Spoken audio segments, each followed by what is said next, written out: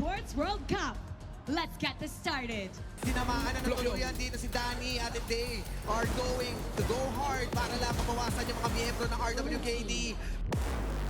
Dalawa lang. Ito na ba yung angle na sinasabi ni Butters ngayon dahil si Syndicate naman na sinindikato. Basta ba, ang siya makakagawa ng way pero bumabagsak na rin ang kanyang HP as Flukio ain't done yo. Kaso ang problem lang, KCD really wants to get this. Crystal lock lang sila dito. Game 1. Ang mga pinapakawalan din Oy, ngayon. what's it? Ito na ang Oh my God! at ginamitan pa ang thing inside the box. Uwi ulit.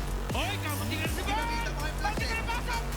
Ina-execute! But still, andyan pa rin din damage sila. Kaya nila ba nagdadalikan? Naghahanap na siya ng opening dito. Pero mawawala ngayon sa RWKD.